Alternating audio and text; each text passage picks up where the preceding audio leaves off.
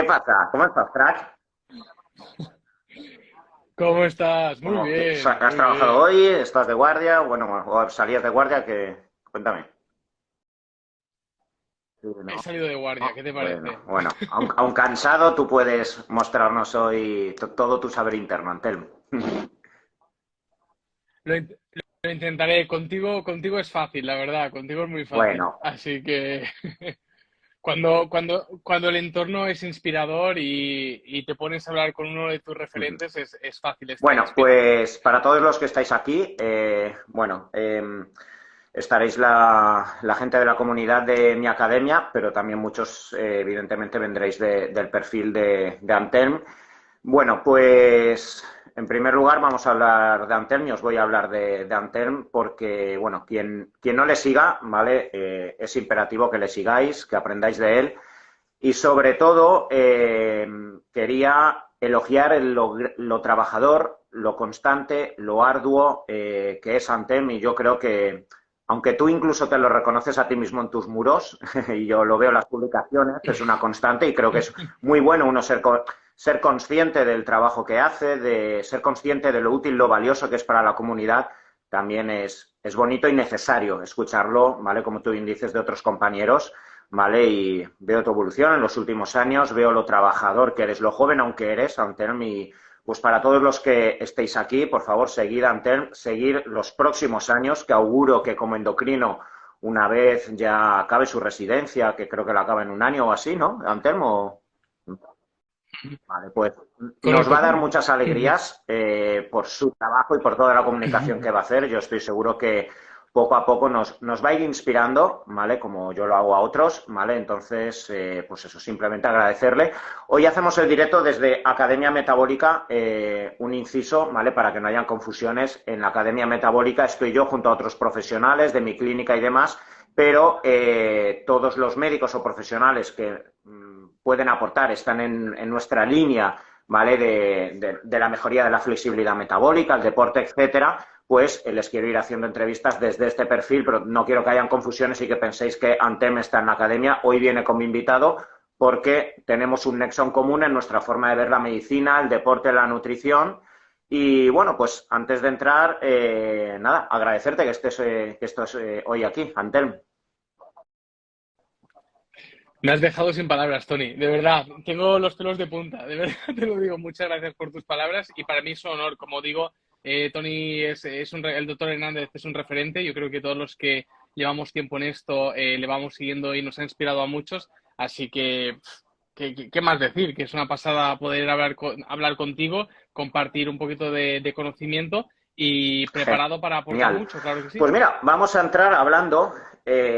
Fíjate, mira, hoy quiero que gire todo en torno a la insulina, la resistencia a la insulina y un poco aclarar muchas confusiones. Fíjate, el otro día me invitaron para que estuviera de docente en el máster de medicina antienvejecimiento del CEU San Pablo y tenía que hablarles de nutrición, ¿vale? Y de todos los procesos que giran en torno al síndrome metabólico. Claro, y les hablaba de lo mal entendido que está la resistencia a la insulina, porque, claro, al final, como somos todos tan dados, la medicina no se equivoca, la medicina nunca ha puesto el grito en el cielo por un proceso que es fisiológico, es endógeno y necesario para la evolución, como es la resistencia a la insulina, pero como aquí todos somos de blancos o negros y desde el alarmismo, pues ahora todo es sensibilizar a la insulina, luchar contra la resistencia a la insulina, ¿vale? Cuando hay procesos, o sea, nadie estaríamos aquí si en el embarazo no ocurriera una resistencia a la insulina. El propio entrenamiento genera una resistencia a la insulina, una infección, un trauma, etcétera. Es un proceso que ha generado la naturaleza para la supervivencia. Así que, bueno, como endocrino,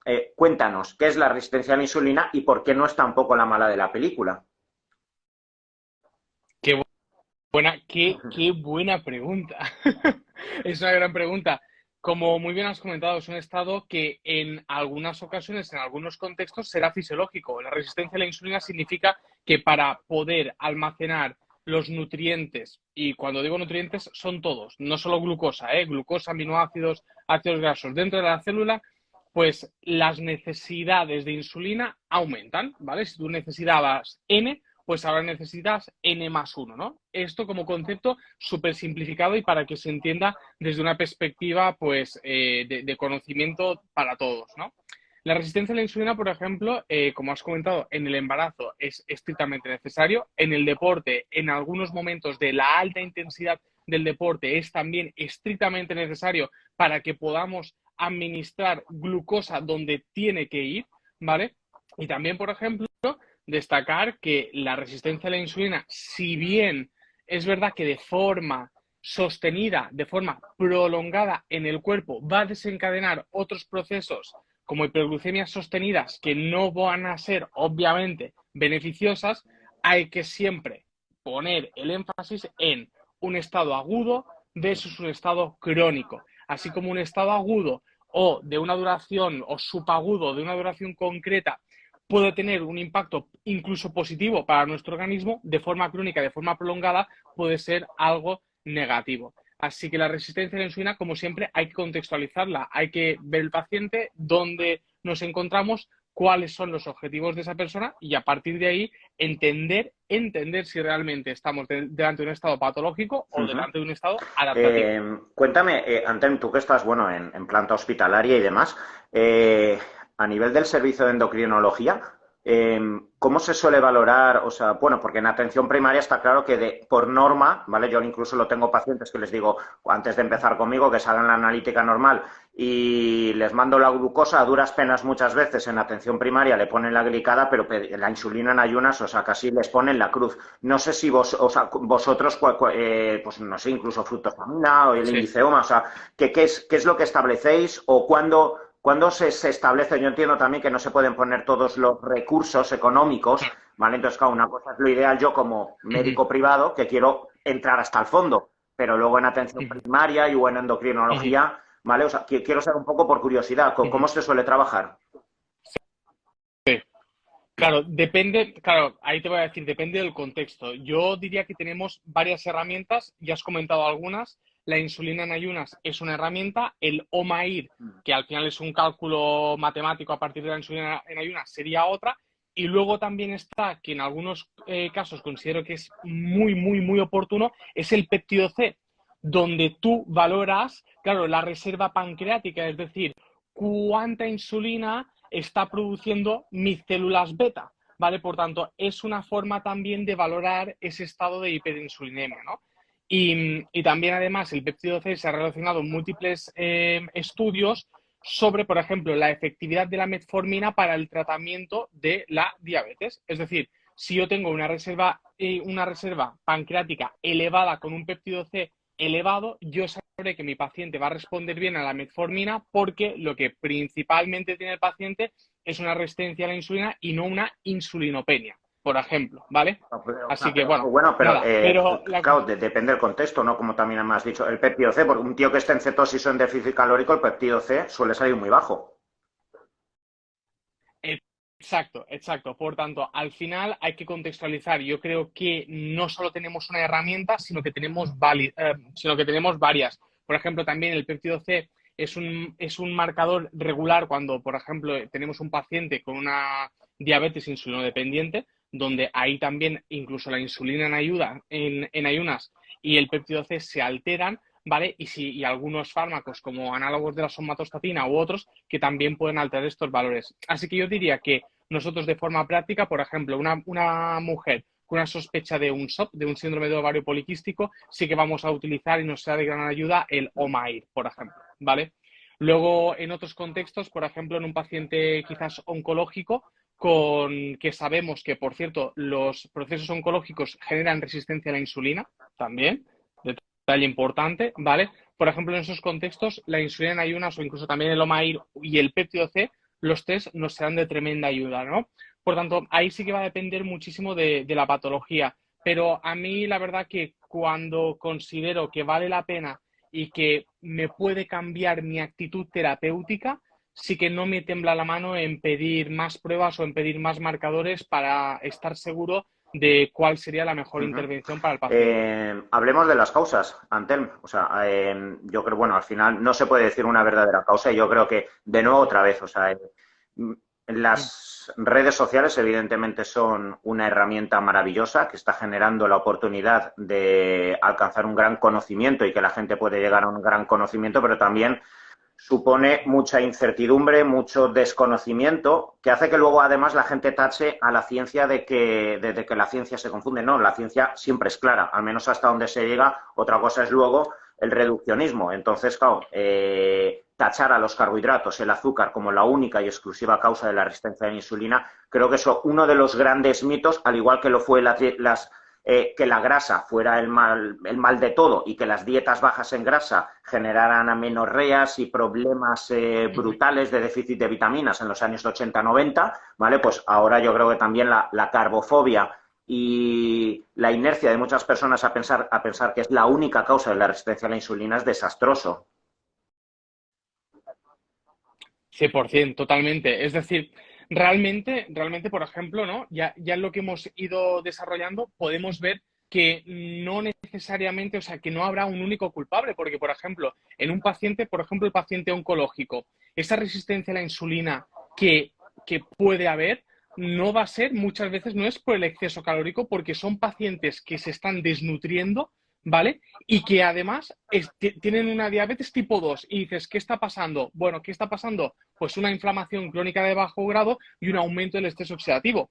Por tanto, ya tenemos, por ejemplo, dos cascadas metabólicas independientes de la dieta que van a favorecer esa resistencia a la insulina, por ejemplo, ¿no? Esto sería para ya hipotetizar dos cascadas que influencian en la resistencia a la insulina. Y luego el exceso calórico. Es decir, es innegable la importancia del balance energético en la resistencia a la insulina. De hecho, por ejemplo, salió muy recientemente una revisión sistemática y metaanálisis de las dietas que funcionan para la remisión de la diabetes y realmente lo que te dicen es que uses la que uses, lo importante es el déficit calórico y a partir de ahí ya puedes hilar un poquito más fino, pero obviamente el balance energético va a tener un papel importantísimo, ¿no? Es verdad, y alargándome un poco más en la respuesta, es verdad que considero, viendo la evidencia científica donde estamos, que una persona que tiene una resistencia a la insulina en un contexto de exceso calórico, la mejor combinación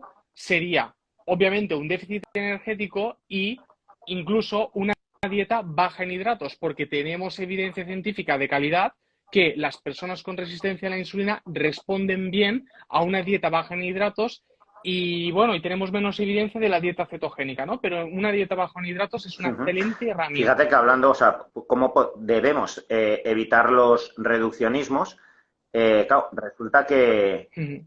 algunos tipos de proteína, especialmente el whey protein y las que tienen alta carga de leucina o metionina, pueden tener una respuesta insulinémica mucho más alta que el propio azúcar simple. O sea, entonces, claro, fíjate, o sea, claro, cuando Totalmente, alguien hace claro, luego por eso, dice, claro, no, una claro. dieta De baja en hecho, carbos y me puedo permitir toda la proteína. Pues ojo, con comillas. exacto, 100%. De hecho, yo sé que, Tony, que tú también has experimentado en el buen sentido en ti mismo y yo también lo he hecho. Yo, por ejemplo, llevé durante un mes y medio, un monitor de glucosa, una monitorización continua de glucosa. Llevé el Freestyle 3 y la verdad que muy bien, es una experiencia muy buena, sobre todo también porque o sea, en la evidencia científica tú lo sabes, ¿no? Y dices, vale, la leucina es especialmente insulinogénica, aumenta muchísimo la producción de insulina, vale, perfecto. Pero luego cuando lo ves en tu cuerpo dices, ostras. Claro, ves ese pico, esa expulsión glucémica y dices, ostras, pues mira, ¿no? Y al final también esto nos hace ver muchas veces que las redes sociales, como comentabas, a veces nos han inculcado unos miedos o unos filtros, porque al final Instagram y todas las redes sociales es cuestión de filtros, unos filtros que de forma técnica podemos llamar sesgos, que nos hace pensar, por ejemplo, lo que comentabas, ¿no? Que la insulina, que un pico de glucemia siempre va a ser algo malo, o un pico de insulina siempre va a ser algo malo, cuando no necesariamente Claro, es así. y hablando, o sea, a mí estudiar la resistencia a la insulina me parece apasionante porque realmente, o sea, ves cómo, bueno, tú y yo como médicos, pero cualquier sanitario, cualquier persona que quiera entender cómo funciona el cuerpo, mientras más te vas metiendo, más vas diciendo, joder, la de rutas que aún me tienen que faltar y la de conceptos que seguro se me escapan porque la resistencia a la insulina es tan amplia, porque fíjate, has hablado de que, y sí, es evidente que la primera causa de la resistencia a la insulina es el superávit calórico alargado en el tiempo, pero como los procesos en el organismo no son ni blancos ni negros, y un proceso totalmente antagónico como puede ser la desnutrición, un déficit calórico muy alargado en el tiempo, esto yo y tú lo habrás visto constantemente en muchos atletas deportistas, donde ya ese déficit calórico más la obsesión de tener que entrenar, no duermo por la noche, etcétera, va a generar paradójicamente también una resistencia periférica a la insulina, ¿vale? Claro, o sea, porque además estoy teniendo sarcopenia, cortisol, adrenalina, neoglucogénesis, claro, entonces justo lo contrario, y ahí meter otro superávit te sensibiliza a la insulina, y eso ¿cómo lo vas a entender? O sea, pues teniendo todo el mapa y con mucha prudencia, honestidad, con ese papel artesanal que yo creo que muchas veces se pierde en la medicina. Tú que estás ahora en el hospital, pues observarás que todo está protocolizado y tiene que ser así para atender al vasto público. Pero creo que no debemos perder nunca el panorama, ¿no? Los médicos de todo el mapa.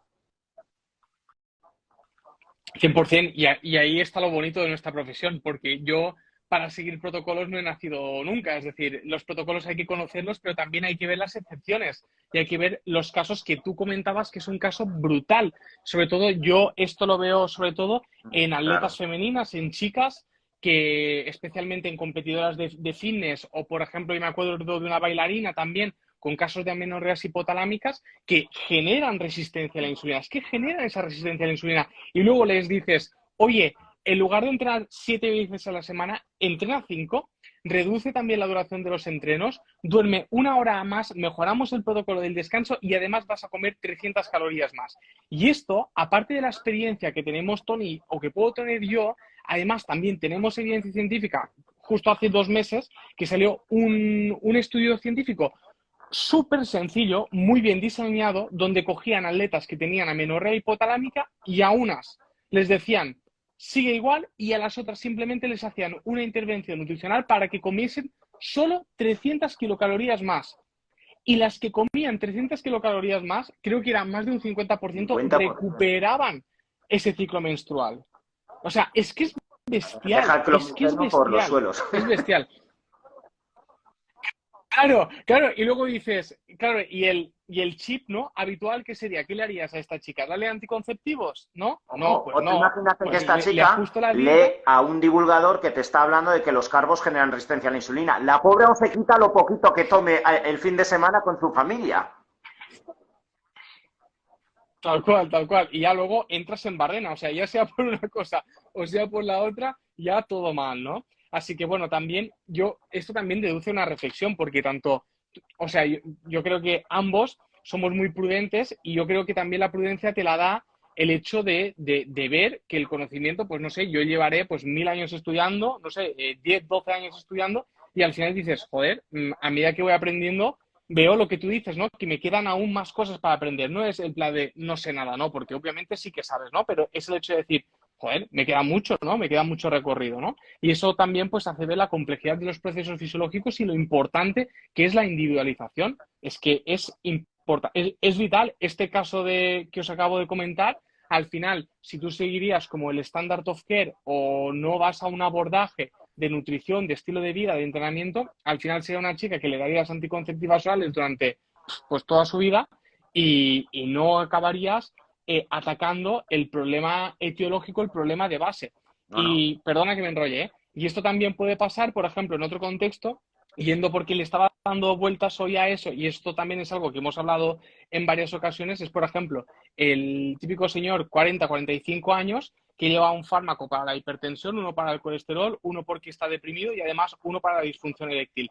Y nadie le ha pedido unos Total, valores de total. testosterona en sangre. Y luego, claro, y luego se lo pides y te sale una testosterona casi casi prácticamente indetectable, ¿no? Le pones la suplementación exógena con testosterona y al cabo de 6 meses, un año, igual se queda solo con el fármaco antihipertensivo y Sí, fuera. sí, sí, sí, totalmente. Y el otro factor que Y, nos queda, y bueno, esto sí que se ve mucho, el impacto del difícil control glucémico en diabéticos tipo 1, el estrés emocional. O sea, como las hiperglucemias, o sea, yo esto ya lo he observado con CGM, donde es que pacientes me han escrito 8:30, un picazo de glucosa, discusión con mi madre, no sé qué, no sé cuántos. O sea, todas las cosas escritas de los pacientes, digo, es increíble. O sea, y eso explica, yo creo que tú y yo, que hemos mamado mucho del deporte, del fisiculturismo, somos unos grandes privilegiados porque hemos podido ver en el terreno, en el campo de batalla, las cosas extremas que en PubMed y en los estudios no se leen, ¿vale? Y eso permite explicar por qué un atleta con una capacidad genética brutal, siendo un Ferrari, y haciendo la misma dieta, la misma preparación de todos los años, luego 2 meses previos a la competición, un año determinado, haciéndolo todo igual, no está igual, pierde músculo, retiene líquido, está hinchado, no duerme y mira, pues se separó, se divorció, le despidieron a su madre, le detectaron cáncer, cualquier historia, y ese factor psicógeno, que yo creo que también por falta también de recursos, de tiempo, etcétera, y porque no se nos enseña en la carrera a tener en cuenta el impacto emocional, lo importante que es, pues se suele pasar por alto, pero es grandísimamente una de las causas prevalentes de la resistencia a la insulina bueno, que ahora yo creo que en esta sociedad donde cada vez imperan más los procesos ansioso-depresivos, pues esto también interfiere mucho en el desequilibrio metabólico que estamos viendo en tantos pacientes.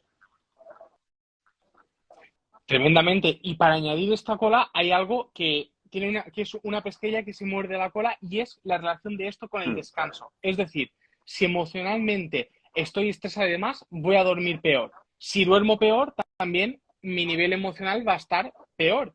Y no solo eso, sino que además, por ejemplo, las últimas guías de diabetes ya incluyen el descanso como un factor metabólico clave.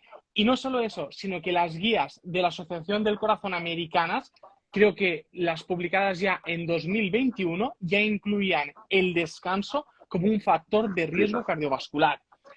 Claro, y si tú unes todos estos puntos, al final te das cuenta que tú a un paciente le tienes que preguntar emocionalmente cómo está, si ha habido novedades, si está estable, si no está estable, si cómo está y cómo duerme, qué calidad percibida tiene el descanso, incluso pasarle una escala de Pittsburgh, que es la escala que nos valore cantidad y calidad del descanso, porque todo eso va a tener pues igual o más impacto metabólico que lo que come o lo que deja de comer Claro, nuestro paciente, ¿no? totalmente. Y bueno, hablando me ha gustado antes a colación de lo que has dicho del tema tumoral, ¿vale? Hace unos años vi un término, no sé si vosotros lo usáis dentro del hospital, ¿vale? Pero me llamó mucho la atención, ¿vale? La metainflamación, ¿vale? Para hacer referencia al vínculo que existe entre el síndrome metabólico y cualquier proceso asociado a la resistencia a la insulina y toda la expresión patológica del síndrome metabólico, ¿vale? La hiperglucemia, hipertrigliceridemia, alteración del perfil lipídico, hipertensión, etcétera, pero con las alteraciones o desequilibrios paralelos a nivel inmune que se empiezan a generar, ¿vale? Entonces, hostia, pues ahí de nuevo se te abre la mente, ¿vale? Y es imposible, si quieres seguir profundizando, que puedas seguir siendo un especialista o veas la medicina de forma reduccionista, porque claro, te explica cómo cuando ya surge el síndrome metabólico y empiezas el adipocito, que no es solo un reservorio, es una célula endocrina que está interrelacionada con el macrófago, que a partir de ahí genera una interrelación para que se liberen citoquinas proinflamatorias, como el factor de necrosis tumoral alfa, que a su vez genera resistencia periférica a la insulina, ¿vale? Entonces, claro, y esto no se explica, y esto sí que se ha disparado la evidencia, pues mira, lo malo que ha sido la pandemia, pero cuánto se ha estudiado de por qué la UCI estaba llena de obesos y por qué habían esas tormentas de citoquinas, incluso en gente joven. ¿Qué pasaba? Pues era el caldo de cultivo metabólico que hacía que entrara un simple virus respiratorio y se generara un fallo multiorgánico porque el terreno de base era esa inflamación crónica de bajo grado de la que antes has hablado. Entonces, hostia, de nuevo, vamos a seguir o hasta dónde tenemos que seguir teniendo la mente reducida para antihipertensivo, el fármaco para el ácido úrico, para las estatinas. Hostia, si hay un trabajo de campo tan importante, ¿no? Y con el tema del sistema inmune, cáncer, inflamación crónica de bajo grado, todas estas patologías que caen en saco roto como la fibromialgia, síndrome de fatiga crónico, y a partir de ahí trastornos degenerativos, depresión. Hostia, hay tanto que hacer desde el metabolismo. No, no, es brutal, es brutal. Además, por ejemplo, se está viendo que fármacos que tratan, por ejemplo, la obesidad, ¿no?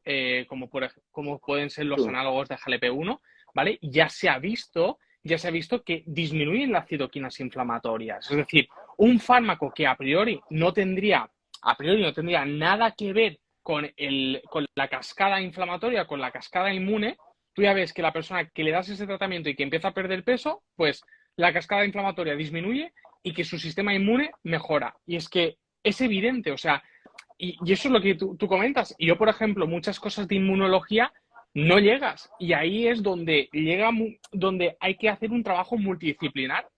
Y es solo, pues, abriendo la mente y siendo consciente de lo amplio que es este campo, y dices, vale, lo entiendo. Y lo que tú comentabas perfectamente, yo creo que el COVID nos ha, una de las, yo creo que de las pocas cosas que nos ha enseñado, porque la gente dice, vamos a salir mejores, hombre, yo no sé si vamos a salir, yo creo que no, pero una de las cosas que nos ha enseñado es el vínculo tremendo que existe entre la salud metabólica y la salud inmune. O sea, pero brutal, brutal. Y yo estando a primera línea del hospital y viendo los pacientes y no solo leyendo papers, o sea, estaba muy claro, ¿eh? Estaba muy claro. Y además también había algo muy significativo y era la infección por COVID como detonante de la diabetes, ¿no? Como el detonante del desarrollo de una diabetes. Y eso Los está meses de más después, que los descrito meses de después, y Antel. Pero de una los diabetes, meses ¿uno de o dos? después, incluso no de Sí. dos, dos Bueno, y pero algún tiene caso de sentido tipo porque uno también hay, ¿eh? digamos, el long COVID que está descrito, que hasta un 10, 15, 20%, según algunos reportes y lo que hemos dicho, si te dispara el factor de necrosis tumoral alfa, interferón, todo, la IL-6, todo esto afecta al receptor periférico a la insulina. Claro. Tal cual. Y luego también, por ejemplo, saliéndonos de la diabetes, pero también pasaba con alteraciones tiroideas, que el COVID te despertara una enfermedad de Graves, una enfermedad de Hashimoto. Y sabemos también que la enfermedad de Hashimoto a largo plazo tiene mucha relación Claro. con síndrome de fatiga crónica, ¿vale? Y claro, y ya vas atando conceptos de long COVID, fatiga crónica, Hashimoto, y ya estás, pues, tu mapa conceptual y tu cabeza explotando, ¿no? Y luego voy a hilar un poquito más fino dentro, y eso es muy curioso y se publicó también un estudio hace poco, dentro de los fármacos que se están probando para el síndrome del long COVID, que es una entidad, pues obviamente, por razones obvias, relativamente nueva, uno de los fármacos que ha mostrado efectividad en la reducción de los síntomas es la metformina. Y eso, hay un estudio súper bien hecho, recientemente publicado, donde se muestra que a día de hoy el fármaco más Hostia puta. efectivo es la metformina. Y dices, claro, claro, ya empiezas a atar cabos y dices, vale, esto es una locura, ¿no? Pero es que es así, es que es así, es así. Y claro, la metformina ya entras a pensar en el mecanismo de acción, en la activación del sistema MPK, que sabemos que el sistema MPK lo activamos con el déficit calórico, que el principal activador del sistema MPK es el ejercicio físico de alta intensidad.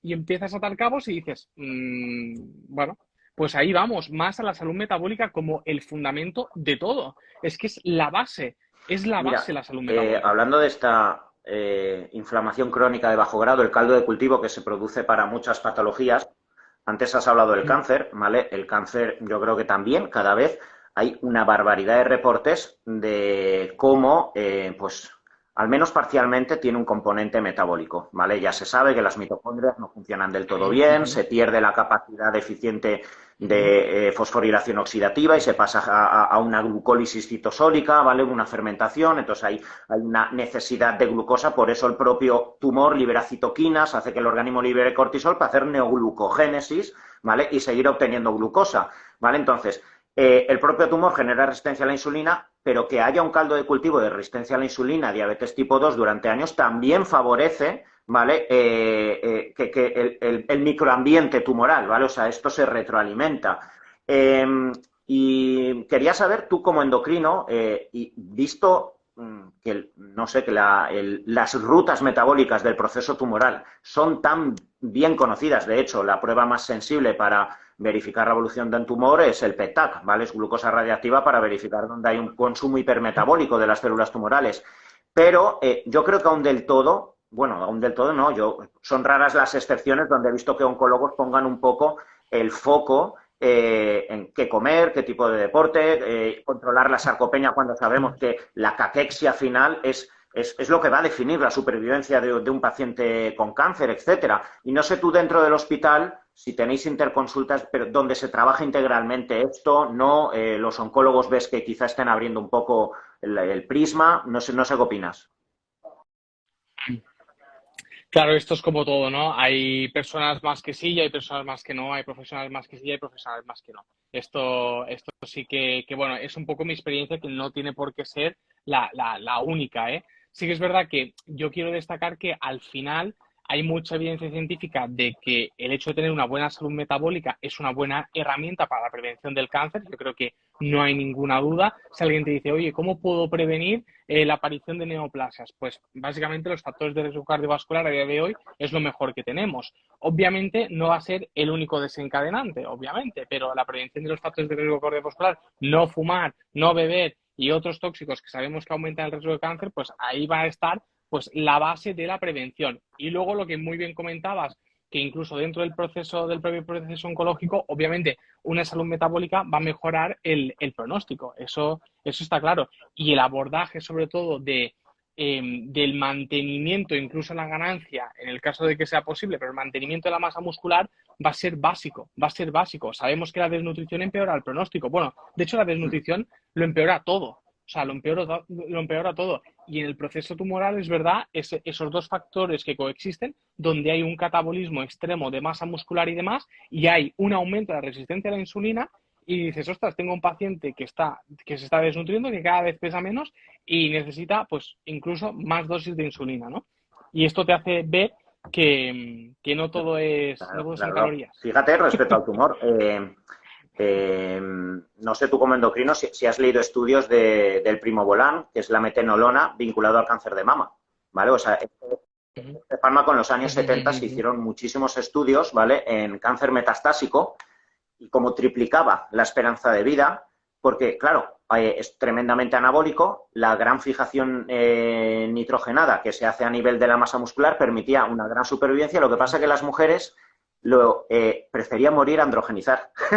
Entonces, claro, o sea, muchas eran las mujeres que decían, oye, prefiero morir que me salga bigote, que me está cambiando esto, lo otro, ¿vale? Pero fíjate, o sea, qué curioso, con un simple por eso al final, pues hoy, nosotros somos médicos, tenemos que tener la mente abierta absolutamente para cualquier tipo de principio activo y saber al menos el por qué. Puede ser bueno para una cosa, como puede ser malo para otra cosa, ¿vale? Como los psicodélicos, que ahora le están abriendo un poco la veda a nivel psiquiátrico en muchos países, ¿vale? Para sustituir o plantear algunos cambios de medicación en personas. Pero fíjate, el anabólico, esto ya te hace ver, hostia, si el primobolan pinchándoselo a mujeres permitía alargar, ¿cuánto se puede hacer desde la nutrición, desde ese ejercicio? Yo creo que el tema del ejercicio ya está totalmente, o sea, es establecido. Yo creo el trabajo que está haciendo gente como Mario Redondo y demás, que poco a poco van trabajando con gente oncológica y, o sea, ya no solo es que mejore la calidad de vida, hostia, la capacidad detoxificante de la quimioterapia, la esperanza de vida, la capacidad de enfrentarte a una nueva cirugía, que no tengas neutropenia,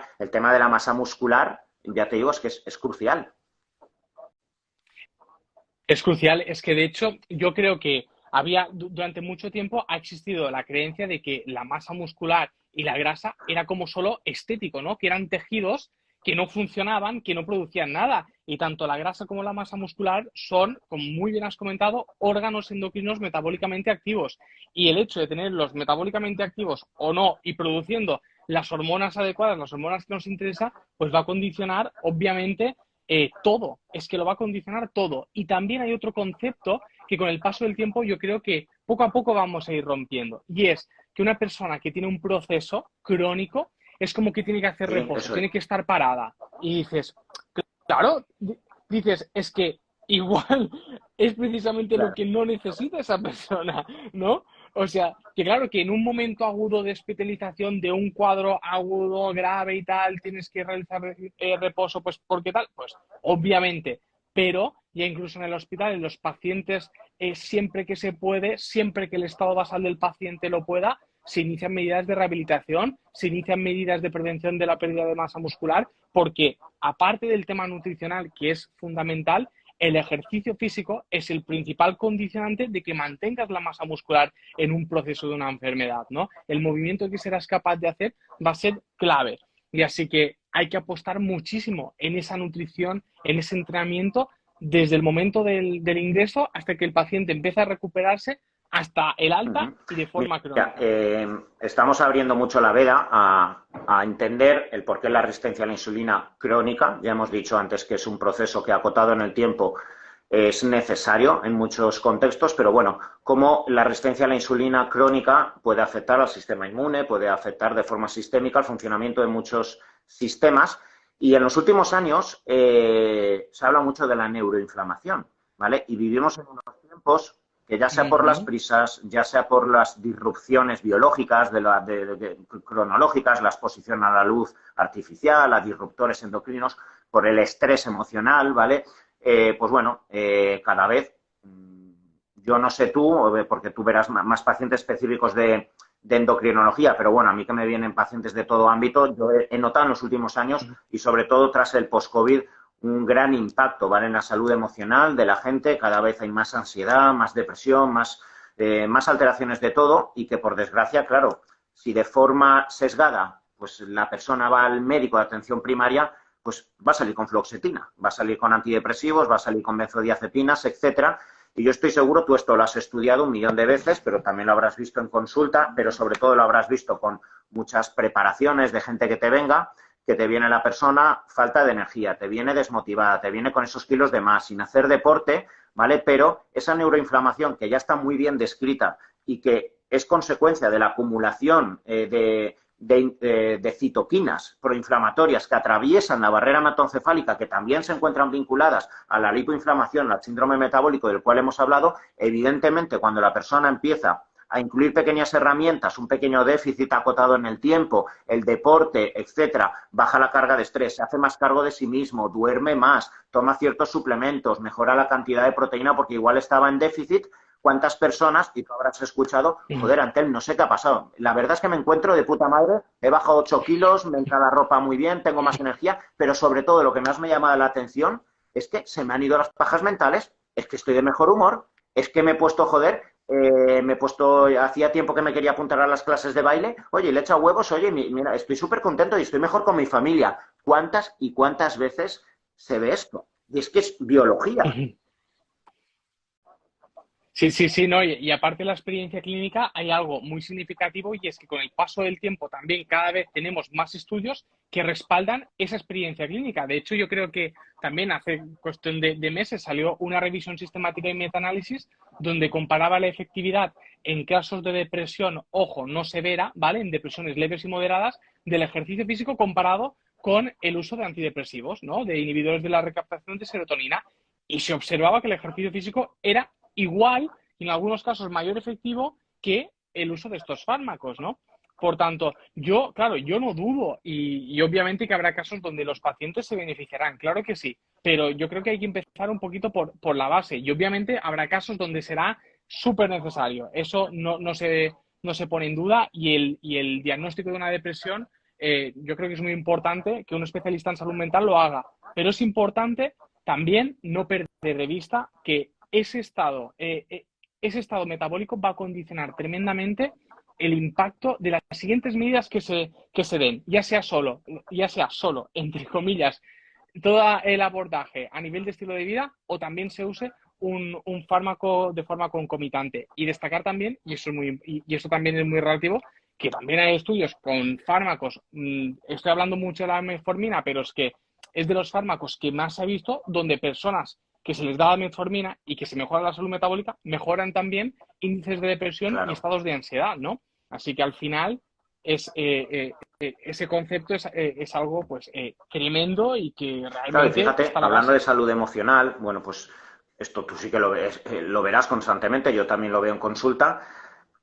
Personas con cierto trastorno por atracón, personas obsesivas, con mucha conciencia de cómo hacer las cosas. Y claro, cuando uno sabe cómo se tienen que hacer las cosas, pero es consciente de que es incapaz de llevarlo a medio y largo plazo en su vida, eso genera mucho estado de frustración, de cabreo, de enojo, de autofustigación conmigo mismo, ¿vale? De esconderme incluso de mis seres queridos porque no quiero que me vean que estoy haciendo dieta y luego me la salto, etcétera, ¿vale? Entonces, claro, hay un proceso que yo creo que es, joder, o sea, antes en muchas ocasiones estamos muy acostumbrados, pues bueno, a señalar con el dedo y a incidir en la persona que supuestamente es vaga, a asumir que la persona que es obesa y tiene sobrepeso es porque es una persona que no es constante, que no tiene autoestima, etcétera, cuando hay procesos inherentes a los desequilibrios metabólicos que hacen que al menos algunas personas es que realmente no puedan ser consistentes con la dieta. Porque, por ejemplo, cuando hay una resistencia a la insulina alargada en el tiempo, cuando hay todo este caldo de cultivo proinflamatorio,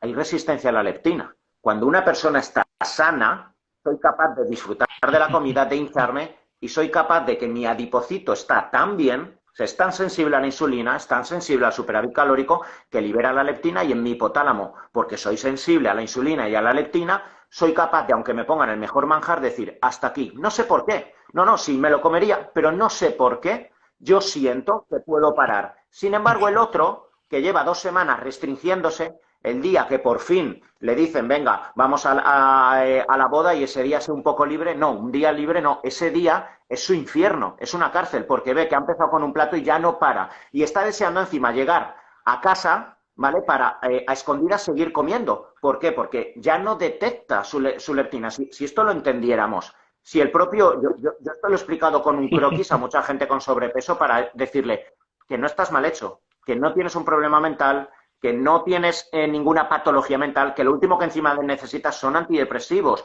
etcétera. O sea, quiero que entiendas que hay un proceso que está condicionando tu forma de expresarte emocionalmente en relación a la comida. Y si hacemos esto, esto va a desaparecer y como por arte de magia, al menos parcialmente verás que lo vas a controlar mejor. Hostia, solo entender eso quita las cadenas al paciente. Joder, y esto como médicos hay que hacerlo con el paciente, quitarle ese lastre.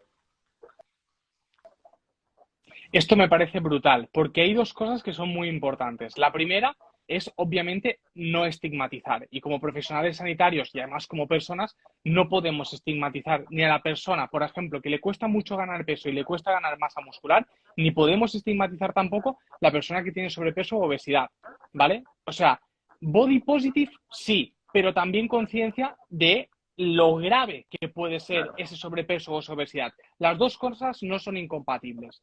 Vale, dicho esto, y en colación de lo que decías, por ejemplo, todos tenemos muy claro que para la hipertensión arterial, ¿vale? Hay el eje renina-angiotensina-aldosterona, que es un eje donde van a actuar los IECAs, los inhibidores de la 2 y demás, que es fundamental, ¿vale? Para el tratamiento de la hipertensión. Vale, esto lo tenemos claro. Pues a nivel de la ingesta calórica y del sobrepeso y de la obesidad, es verdad que nos falta por descubrir ese eje, pero de cada vez tenemos más claro que todo empieza aquí, que ese eje hipotálamo, intestino, incluso microbiota y otros factores periféricos como puede ser grasa y masa muscular, va a ser un eje que cuando existe una alteración hipotalámica a nivel de los cientos de receptores de saciedad, incluso de placer que experimentamos con esa experiencia de la comida, cuando existe esa alteración, hay que tratarla de base y hay que ir a buscar ese enfoque, ¿vale? Y eso es importantísimo. Y además entender que hasta que no vayamos a ese enfoque y hasta que no consigamos que la persona tenga un eje hambre-saciedad curado, es decir, que una persona sea capaz de decir hasta aquí he comido y no quiero comer más y esto es lo que necesito y hasta aquí estoy bien, ¿vale? Hasta que esto no salga realmente de decir no, estoy lleno, no habremos curado eso, ¿no? No habremos curado ese eje. Y probablemente esa curación va a llevar mucho tiempo y va a ser un proceso continuo y va a ser un proceso constante. Sabemos que el gran problema de la nutrición es que más del 80% de las personas recuperan el peso que habían perdido, ¿no? Y ahí está, pues, el hecho de hacer dietas que la dieta se adapta a la persona y no la persona a la dieta. Que además entendamos, consigamos dar herramientas a la persona, que consigamos entender que nuestro estado emocional, nuestro descanso va a condicionar lo que comemos durante todo el día. En la actividad física que hacemos, todo eso, claro, va a ser un abordaje que obviamente hay que hacer un seguimiento crónico y hay que ir trabajando poco a poco. Roma no se construye en un día, pero cuando se construyó, oye, es una de las ciudades más bonitas del mundo, ¿no? Yo siempre lo explico así. Bueno, y hablando de herramientas, cuéntame tu experiencia, tu opinión, ¿vale? La habrás trabajado, la haces tú esporádicamente cuando es necesaria para ti, ¿vale? Pero tu experiencia respecto a la resistencia a la insulina con pues algo que creo que pues bueno, está excesivamente defendido y elevado al Olimpo de los dioses como el ayuno intermitente. Yo creo que, bueno, como no es algo nuevo, no se puede decir moda porque es que esto es algo milenario, hacer ayuno intermitente, que es algo muy sencillo. Yo creo que la práctica totalidad del ser humano siempre ha convivido haciendo algo de ayuno intermitente porque nadie se levantó hasta hace 50 años con un frigorífico y la comida preparada. La gente salía a andar y a las 3 4 horas ya comía, etcétera, ¿vale? Y así ha funcionado siempre el neandertal, etcétera. ¿Vale? Entonces tampoco se descubre nada. Yo creo que para mí realmente el gran beneficio que tiene el ayuno intermitente es la adherencia, ¿vale? Porque basta que tú sepas que a las 9 ya has cenado, ya no te puedes levantar a picotear y por la mañana te esperas 2 horitas, haces una pequeña caminata, te activas y luego ya empiezas a comer, pues probablemente al final del día te faltan 400, 500 calorías de lo que antes metías y eso al final de la semana pues supone mucho. Pero bueno, respecto a la última evidencia, y pues bueno, qué me puedes decir si más allá de la adherencia que va a generar? Y evidentemente el déficit calórico va a estar más asegurado porque no haces tantas ingestas. Pero bueno, ¿qué se está descubriendo respecto a la resistencia a la Exacto. insulina, trastornos metabólicos, cognitivos, inmunes, etcétera, de lo último que está saliendo en ciencia? Perfecto, voy a darle. Yo para mí, a nivel de experiencia incluso personal e incluso clínica, creo que uno de los beneficios, aparte de la adherencia, pero es que lo que voy a decir va a ir ligado a la adherencia, es que las personas realmente aprenden a identificar Mm, la sensación de hambre. Y eso me parece básico, porque hay muchas personas que dicen, bueno, tú realmente por la mañana te levantas claro. con hambre, ¿no? O sea, porque todo el mundo va y desayuna, ¿no? Y dices, vale, pero ¿te levantas con hambre? Porque igual lo que tienes, por ejemplo, sed, ¿no? O sea, no, ¿eh? O sea, como tal, tienes sed, vale, has bebido, ahora tienes hambre y te dicen, no, pues ¿por qué comes un croissant, ¿no? O ¿por qué comes, ¿no? Porque realmente igual es que no lo necesitas, ¿no? Distinto, obviamente, será yo que sé, un atleta que luego se va a entrenar, que igual para optimizar el rendimiento, ¿me explico? Pero, o sea, a mí me parece fundamental de identificar realmente cuándo tienes hambre y cuándo no, cuándo comes por inercia y cuándo no. Eso me parece a mí básico y fundamental y creo que es una de las cosas que más aporta el ayuno intermitente. Y luego, en cuanto a evidencia científica, yo creo que ya tenemos muy trillado de que obviamente a igualdad de calorías es igual de efectivo que el déficit energético, ¿vale? O sea, que al final cualquier protocolo que consigas un déficit energético de 500 kilocalorías al día aproximadamente, pues vas a conseguir perder peso al cabo de la semana. Si el ayuno intermitente te ayuda a conseguir eso, pues genial, eso es para ti, ¿vale? Y luego hay otras cosas que a mí me parecen interesantes el ayuno intermitente y que nos enseña el ayuno intermitente. Y es también es la importancia de la crononutrición, ¿vale? Sabemos que el ser humano, de forma incluso, sí, de forma histórica y de forma originaria, ha nacido y ha crecido pensado para comer durante las horas de sol, ¿vale? Y realmente cuando se comparan un ayuno intermitente donde los pacientes comen en las horas de sol y los pacientes coman en las horas nocturnas, vemos que incluso a igualdad de calorías, las personas que comen durante las horas de sol experimentan beneficios a nivel metabólico, como reducción de algunos parámetros lipídicos y mejoría, por ejemplo, del índice OMAIR, que se me viene a la cabeza un estudio también publicado creo que el año pasado, diciembre, noviembre del año pasado, ¿no? Por tanto, al final, esto, el ayuno intermitente, nos ayuda a ver varias cosas. La importancia del eje hambre-saciedad, que me parece fundamental. La importancia de la crononutrición, es decir, de intentar concentrar las comidas en las horas de sol, que sabemos que tiene un impacto metabólico positivo. Y también, como tercer punto, y donde yo creo que el ayuno intermitente puede ser también una herramienta muy efectiva, es dar la herramienta a las personas que no tienen que estar comiendo 5 o 6 veces al día y estar enganchadas al tupper cada día. No, es que yo tengo que hacer 5 comidas para perder peso. No, no necesitas 5. Igual, yo, por ejemplo, mirad, yo os cuento mi caso. ¿Por qué hago ayuno intermitente yo? Pues yo, porque entro a las 8 de la mañana del hospital y hasta las 3 no paro. Así de claro. ¿Hasta las 3 No no tomas paro. nada? Ni un ¿Hasta las 3 momento. no Para tomas arriba, nada para abajo. calórico? Hasta las 3, ¿Cuántas horas lo hasta las 3 no haces? tomo nada. Pues casi Pero 16. cenas tarde, a las 11. Ah, Sí, ceno tarde.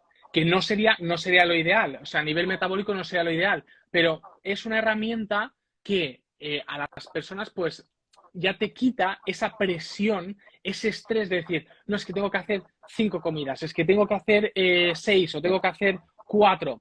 Y ahí, claro, obviamente luego puedes enfocar en cada caso, ¿no? De decir, hombre, pues si yo soy una persona que estoy muy centrada en ganar masa muscular, quiero maximizar la ganancia de masa muscular, pues sabemos que en la gran mayoría de casos unas 3 4 comidas de 0,55 gramos de proteína por kilogramo de peso corporal, distribuir la proteína durante todo el día va a ser lo mejor para nuestra masa muscular. Vale, sí. Luego lo puedes ir adaptando y puedes ir moldeando, ¿no? Y ver en qué contextos sí, en qué contextos no.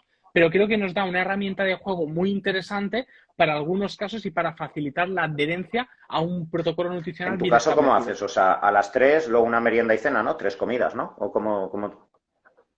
Exacto, no te tres permite comidas, hago eso. hacer Sí, muchas sí. fases de superávit? Ahí sí que no puedes encajar muchas No, calorías tampoco, no. ¿no? Exacto, exacto. Sí que es verdad que, por ejemplo, si en cuanto a rendimiento deportivo, sea alguna fase donde he querido pues ganar un poquito más de peso, pues juego con la densidad calórica de los alimentos, ¿no? Opto por alimentos pues calóricamente más densos cuando quiero meter un poquito más de calorías y cuando no quiero meter tantas calorías, pues al final pues reduzco la densidad calórica. La verdad que yo creo también que la gran mayoría de trabajos son trabajos muy sedentarios y que realmente el ayuno intermitente en personas que trabajamos y que igual tenemos rendimiento deportivo, no es difícil conseguir un superávit. O sea, aunque sea un ayuno intermitente prolongado, a no ser que sean personas que quemen muchísimas calorías, pues no es complicado. Mi experiencia es bastante buena incluso con otras personas aplicando protocolos así.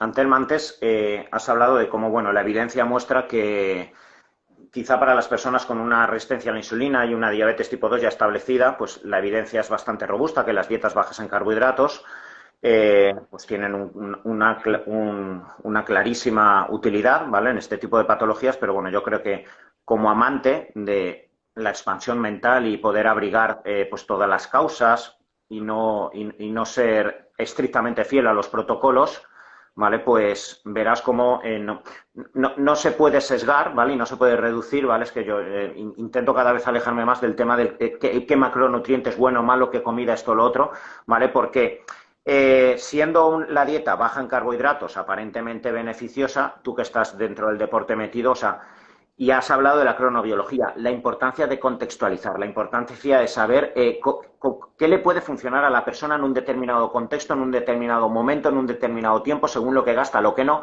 Entonces, si no somos reduccionistas, podemos saber que el carbohidrato, sin ser el malo de la película, puede ser usado y debe ser usado, por ejemplo, días de entrenamiento, porque además, si ese día no meto hidrato de carbono, no tengo la insulina, que ahí sí que necesito, no tengo la carga de hidrato de carbono, no tengo la subida de serotonina gracias a que la insulina favorece la entrada en el triptófano en el sistema nervioso, con lo que voy a dormir mejor ese día y gracias a eso quizás tendré leptina, me Uh activaré -huh. al día siguiente, activaré más mi metabolismo, tendré más masa muscular. Como los estudios es que son maravillosos, pero solo como lanzadera, para que luego lo sepamos usar y contextualizar.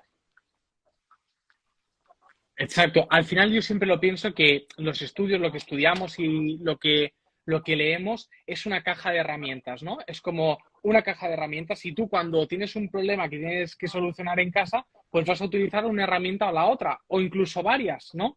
Y yo ahí lo veo básico. Y al final, claro, si yo, por ejemplo, estoy una persona con diabetes tipo 2 ya iniciando un protocolo donde quiero hacer ejercicio de alta intensidad y además quiero hacer una dieta baja en hidratos, pues igual lo que tendré que hacer es un ciclado de hidratos, por ejemplo, ¿no? Y optar por lo que muy bien comentabas, por días de descanso, igual bajar un poquito los hidratos y optar por esa dieta baja en hidratos, pero los días que la persona entrena, pues oye, aumentar esos carbohidratos por todos los beneficios que has comentado. Y luego también es muy importante analizar la respuesta, porque no es infrecuente ver que alguna dieta baja en hidratos en algunas personas da problemas para dormir, por lo que muy bien comentabas de la entrada de serotonina y demás. O sea, es que esto es fundamental y por eso cuando analizamos la implementación de un protocolo de nutrición y de entrenamiento, siempre también hay que pensar en el estado emocional y en el descanso, que es algo que hemos comentado. O sea, estos pilares son básicos.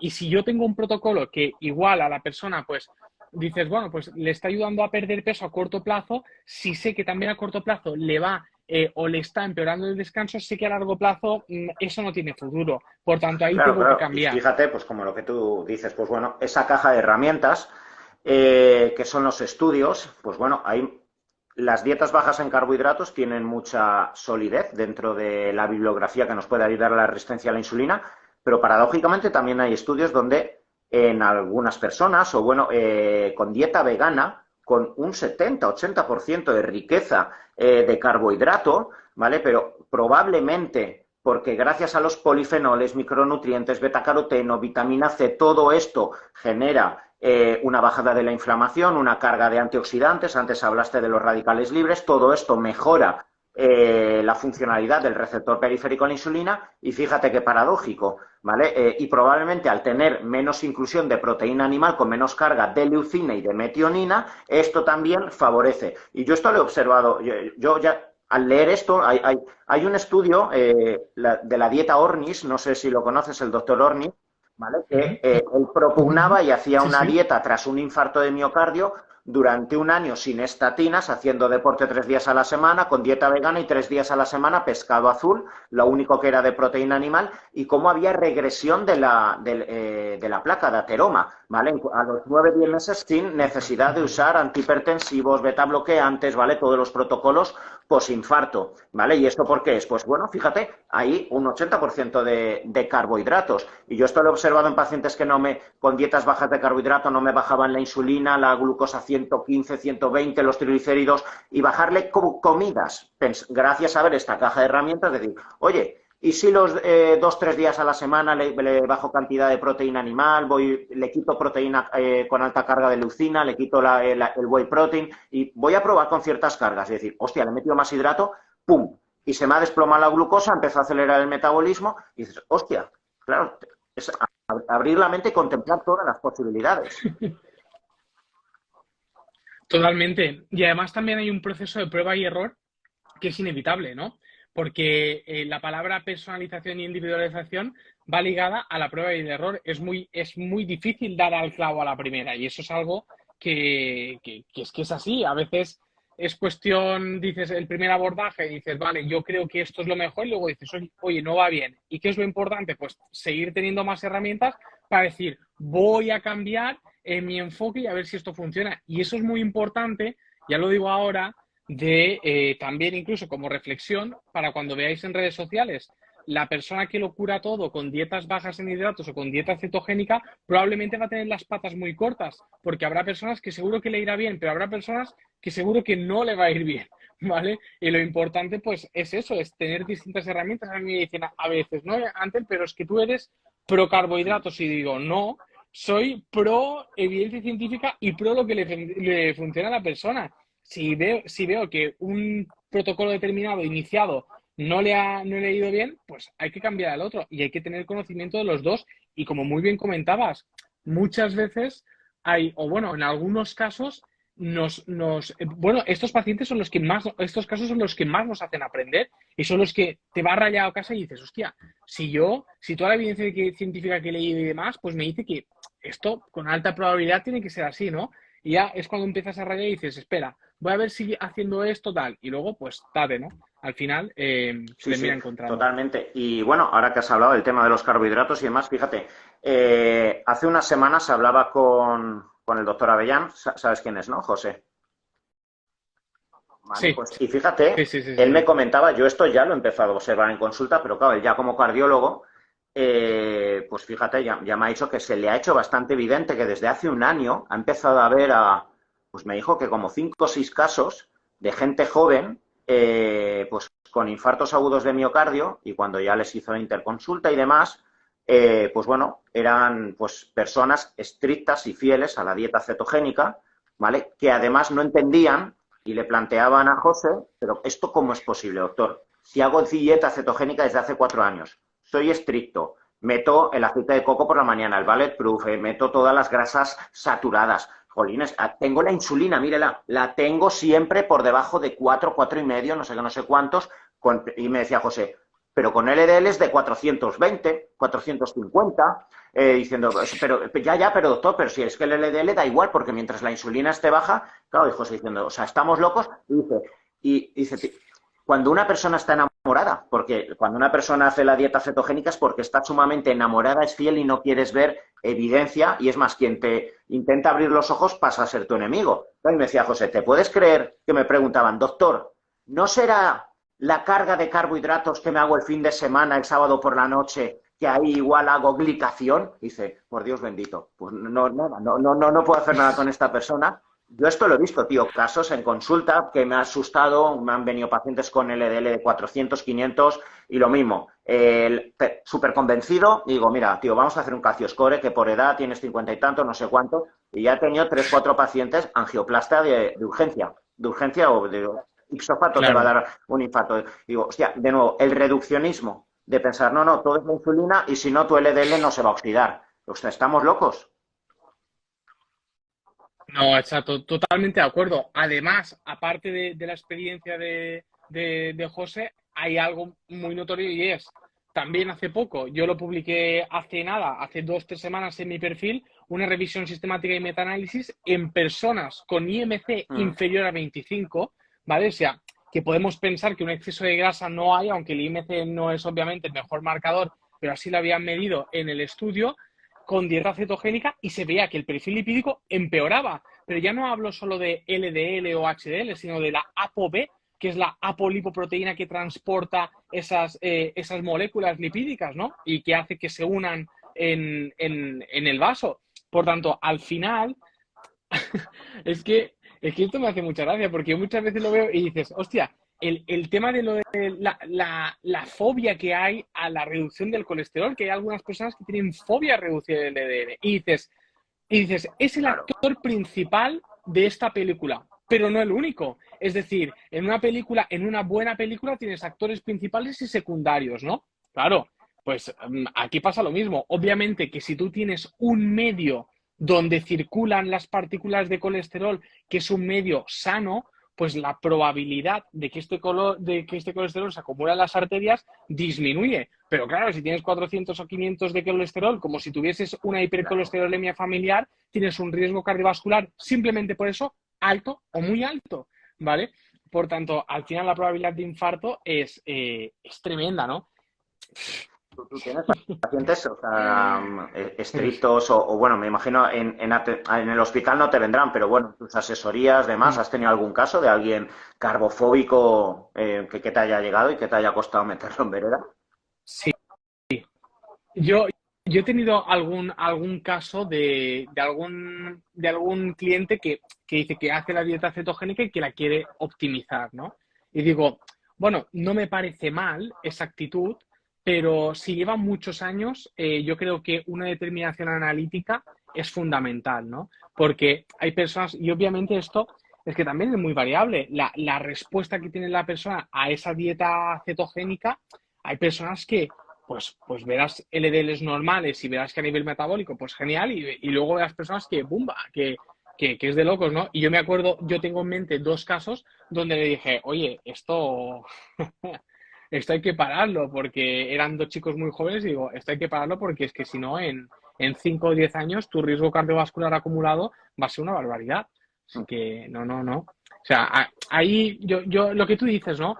Al final creo que algo muy importante es es decir, tú no puedes ser cetogénico. Me explico, es decir, tú puedes pensar que sea lo mejor y demás, pero no puede ser como una religión o como una filosofía de vida, porque si no, eso te ha encarcelado y te ha atrapado. Y igual es lo mejor para ti, pero igual no. Y tienes que ser capaz de poder desligarte de eso y demás. Hay Total. relaciones tóxicas y no son solo relaciones tóxicas de pareja o con amigos o demás. O sea que eso puede ser una relación tóxica, como también puede pasar con dietas hiper grandes en hidratos donde le están causando un impacto dañino. O sea, por eso es muy importante tener esa caja de herramientas, tener opciones y aplicarla mejor en cada Bueno, caso. como médico, nosotros tenemos que estar abiertos a todas las posibilidades terapéuticas con nuestros pacientes. Bueno, y tú, aparte de médico, también eres deportista, eres preparador y eres formulador, ¿vale? Con lo que conoces muy bien los diferentes principios activos que pueden ir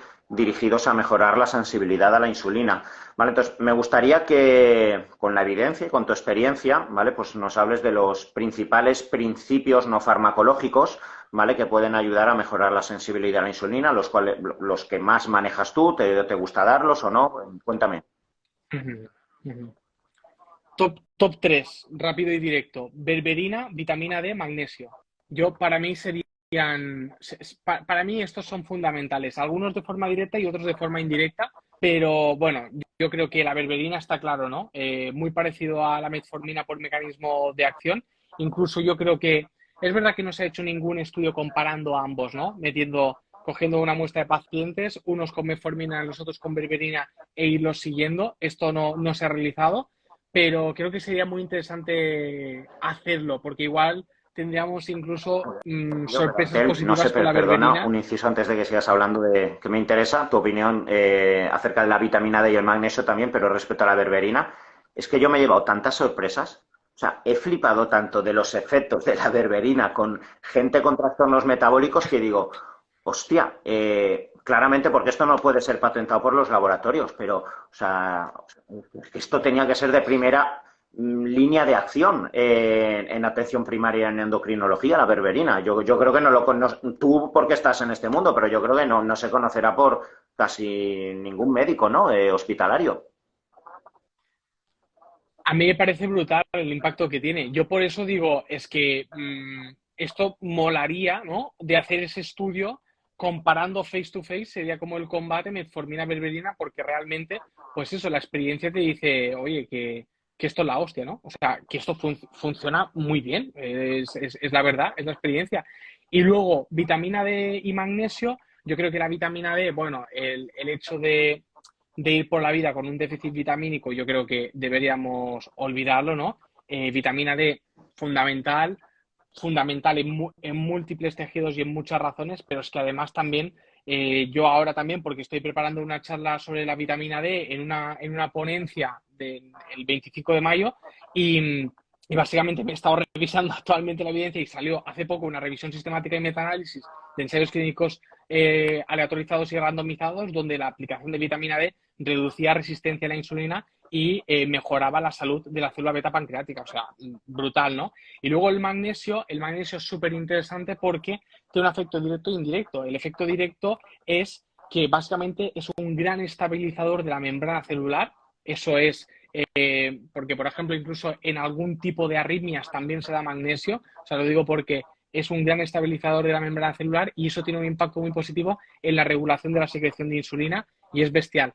Eso de forma directa y de forma indirecta sabemos que a nivel del sistema nervioso central tiene un papel fundamental en la mejora del descanso. Si tú utilizas magnesio antes de irte a dormir, hay evidencia de sobra que vas a dormir mejor y eso obviamente pues va a tener un impacto metabólico, ¿no? Por tanto, esas son mis tres herramientas. Y luego te diré una cuarta que cuando te he dicho las tres digo, igual también debería haber dicho esta, así que voy a decir una cuarta y es la melatonina, ¿vale? Pero ojo, la melatonina bien usada, porque la gente entiende el uso de la melatonina como un somnífero y realmente no lo es. Es para mí, yo lo considero como un regulador de los ritmos circadianos. ¿Por qué digo eso? Porque si, y esto hay evidencia científica de sobra, si tú juntas la toma de la melatonina junto muy seguido con una comida, va a empeorar la salud de tu célula beta pancreática. Hay que siempre separar la ingesta de melatonina de la ingesta de la cena. Yo como mínimo recomendaría 1 hora y media, 2, ¿vale? Y cuando hacemos el protocolo correctamente, sabemos que la melatonina es el mejor antioxidante mitocondrial que existe. Y yo creo bueno, que salud mitocondrial podríamos estar 2 horas más hablando de eso, que es un tema que da para mucho, pero obviamente la salud de nuestras mitocondrias pues va a influenciar en la salud de nuestro tejido graso y de nuestra masa muscular, ¿no?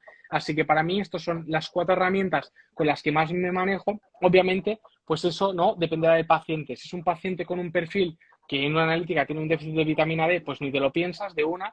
La berberina a mí me gusta mucho, creo que es un suplemento con una aplicabilidad brutal.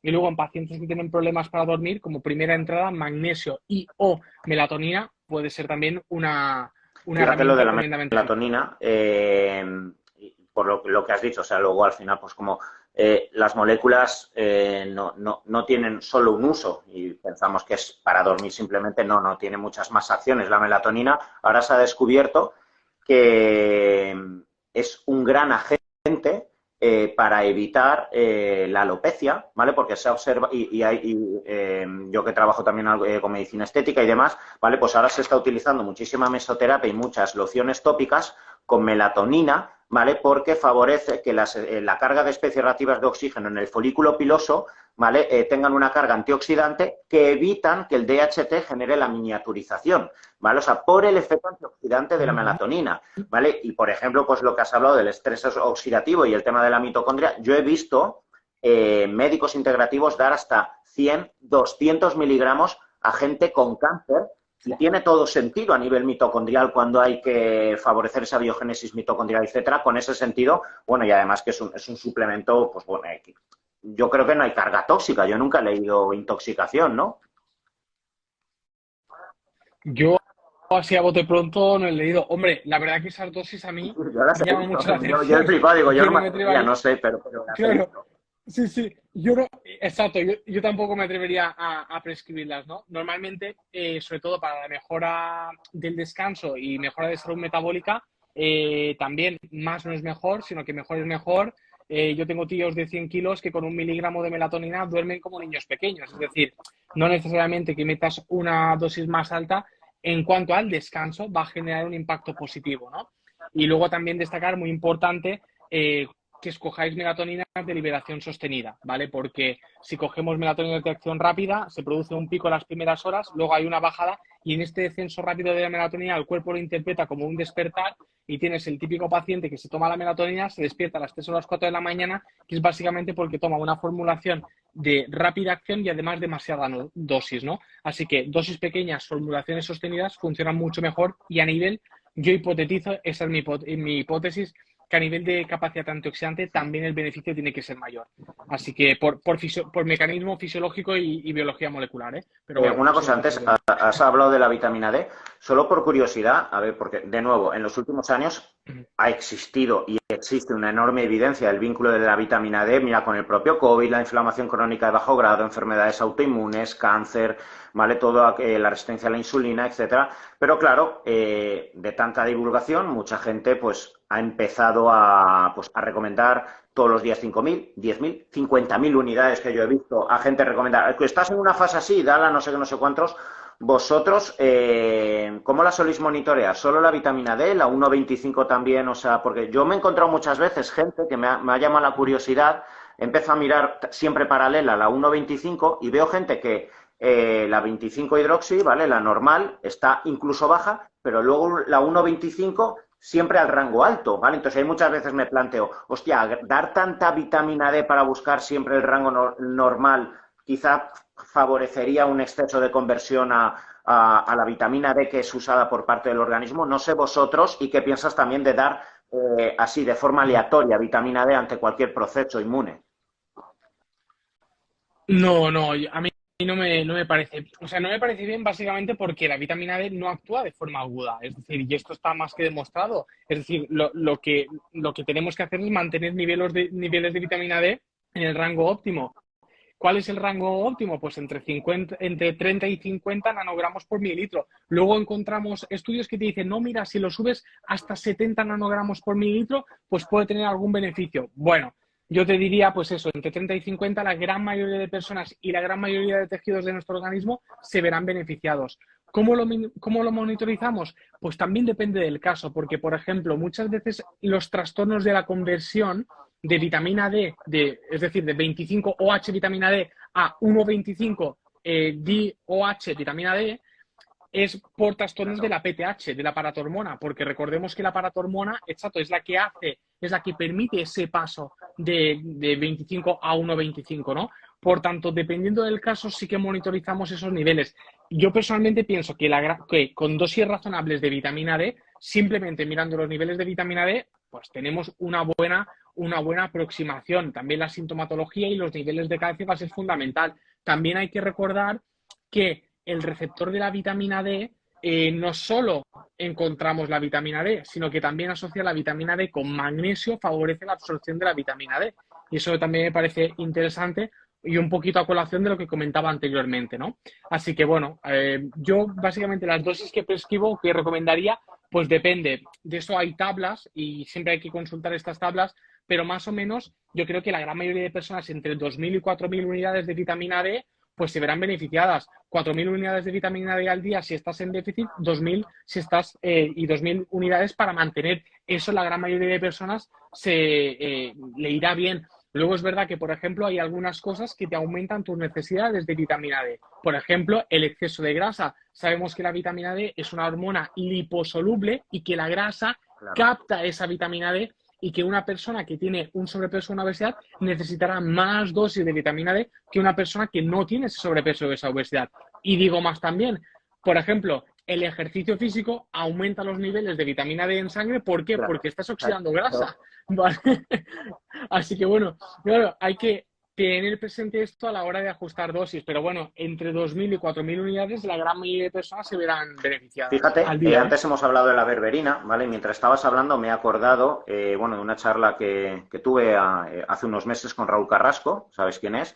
¿Vale? Y, pues Ujú. bueno, de Sí, nuevo, tantas cosas que se aprenden, fíjate, los primeros que metieron ciclado de carbohidratos sin saber casi ni por qué, ni entender fisiológicamente por qué ocurre y por qué mejoraba, pues son los culturistas, ¿vale? Y pues qué grandísima escuela. Luego ya tenemos que ser nosotros los que decimos por qué funciona esto y ya le damos vueltas a la cabeza y desde ahí extraer lecturas, ¿vale? Pero bueno, dentro del culturismo, la metformina se usa mucho para intentar sensibilizar a la insulina, tras fases donde se mete insulina para intentar que pues, las cargas de insulina exógenas no les genere resistencia a la insulina, y es un fármaco que se ha usado mucho, pero por propio empirismo. Y Raúl, que es un friki, desde hace 20 años él mismo se pinchaba, ahora ya va con los monitores, pero bueno, él ya se pinchaba, se monitoreaba, estudiaba de todo, claro, y él decía cómo la metformina, a partir de 1.500, 2.000 miligramos, observaba y era recurrente, como mucha gente, ¿vale? Pues empezaba a bajar de masa muscular. Los niveles de testosterona libre no funcionaban tan bien. Empezaban, no musculaban,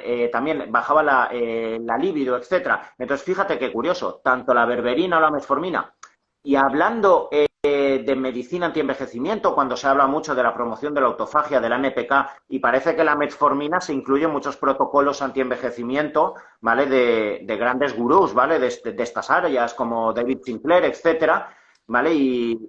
Pero luego en ujú, la práctica, ujú. y yo esto lo he visto mucho, es que es verdad, claro, te aumenta tanto la ruta a MPK que te puede conducir a tanta autofagia, perder masa muscular, y por ejemplo, la metformina es uno de los fármacos que dispara la SHBG, que permite, por ejemplo, en un síndrome de ovario poliquístico que no haya tanto andrógeno circulante en la mujer, ¿vale? Y si sube también la SHBG, en un hombre va a hacer que la conversión de, o sea, la testosterona libre, aunque la total la tengas alta, la libre esté hecha una Libre. mierda. Entonces irás a entrenar la libido, etcétera. ¿Qué Exacto. pasa? Que ahora no musculo. Si estoy tomando además la metformina, o sea, fíjate, o sea, cómo hay que hilar.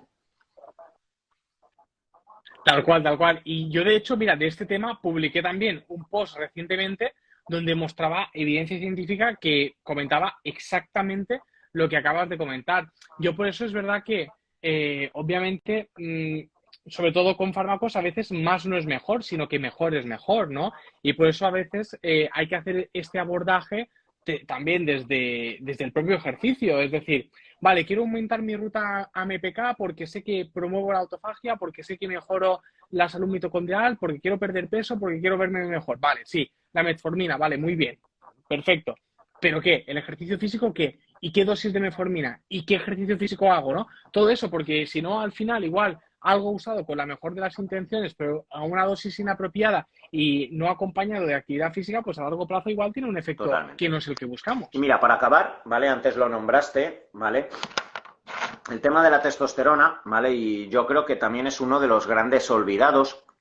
También es verdad que hay un cambio de paradigma brutal, ¿vale? Porque yo creo que también, pues, al final la evidencia es la evidencia, ¿vale? Entonces, pero todos los trastornos metabólicos que empiezan a surgir en muchos hombres, también en la mujer se está estudiando mucho el tema de la testosterona, pero muchos de los problemas Ujú, metabólicos y ujú. todo lo que hemos estado hablando, que surgen a partir de los 40 años y que conducen a que muchos hombres empiezan a acumular grasa abdominal, esa grasa abdominal empieza a generar pues, los trastornos del perfil lipídico, de la hipertensión, problemas prostáticos sexuales por el hiperestrogenismo, problemas emocionales, ansiedad. Todo esto además suele conducir a una pérdida de competencia, porque un hombre con este caldo de cultivo interno, biológico, con la inflamación crónica de bajo grado, con el hígado graso, lipoinflamación, evidentemente se va a ver un 10% de lo que era hace años. Esto sí o sí te va a conducir a una depresión, a ansiedad, a intentar seguir tirando del carro, pero a agotarte, ¿vale? Y sentirte hecho una mierda, disfunción eréctil, tener que tirar de pastillas a escondidas de la parienta para que no se entere y se te ponga, o sea, brutal, ¿vale? Yo esto lo veo en muchos hombres de mediana edad en consulta, polimedicados, con depresión, agotados, fustigados de la familia, sintiéndose un mierda, con la autoestima por los suelos, y se verifica claramente que la testosterona está baja y cuando se la das, y ojo, lo más importante, de nuevo, no caer en reduccionismos, porque la testosterona no sana nada, ¿vale? Tú dar testosterona de por sí a un hombre que tenga este cuadro, si no va paralelo de una nutrición optimizada, del deporte, de una gestión de los biorritmos, como tú has dicho, no hará nada, es más, le empastrará porque le aromatizará, pero si se hace todo este trabajo integral, es un factor clave. Solo hay que ver niños gorditos hasta los 12, 13 años que pasan a la adolescencia, liberan testosterona, hostia, y el abdomen así siguen hinchándose abollicaos. Pues es un factor clave que creo que se nos olvida mucho y yo creo que ya lo hemos hablado alguna vez, que creo que tampoco en endocrinología suele ser una herramienta y algo que esté siempre en mente, ¿no? Al menos para usarlo cuando toque y como toque. Claro, yo en mi cabeza, hombre, obviamente lo tengo muy presente y lo que quiero poner mucho énfasis es en lo que has comentado de, independientemente de que tú des testosterona o no, el entorno en que esa testosterona va a circular, es decir, es clave, es clave. Y de hecho voy a deciros, el 30 de marzo, que es decir, hace 9 o 10 días, salieron las nuevas guías de la Sociedad Europea de Endocrinología del tratamiento del hipogonadismo, del déficit de testosterona en el varón de más de 50 años. Y ya en esas guías ya te comentan la importancia, ellos ponen, del índice de masa corporal, ¿vale? Que al final es para darte, ¿no? Para empezarte a decir, oye, que la masa muscular importa, la grasa importa, empieza a hacer acciones para mejorar eso, porque si no, por mucho que des testosterona, y no tus palabras, pues al final no conseguirás el efecto deseado, ¿no? Así que ya las guías clínicas lo usan y yo creo que es algo que hay que concienciar y que la salud masculina a partir de determinada edad, yo creo que se ha dejado un poco de lado también, ¿no? Y yo creo que ha pasado mucho y que realmente nos evitaríamos mucha polifarmacia pues pidiendo una determinación de testosterona y viendo realmente si la persona lo necesita o no. Yo lo digo, no es que todo el mundo vaya con TRT, no todo el mundo necesita TRT, no todo el mundo tal, pero habrá personas que igual no lo saben y sí que lo Claro, necesitan. totalmente. Bueno, Antel, nos hemos ido casi 1 hora y media. Yo seguiría contigo bastantes horas más, pero bueno, te vienes de la guardia, la gente ya estará cansada. Bueno, que sepas, ahora lo dejaré colgado en el muro y lo colgaré también en mi canal secundario de podcast, el canal.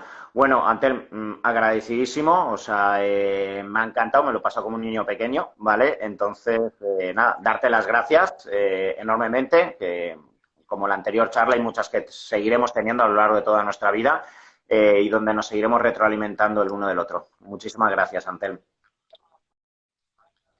Tony, ha sido un placer, el placer es mío y yo también me quedaría más tiempo. Siempre es un placer hablar contigo y aprender de ti.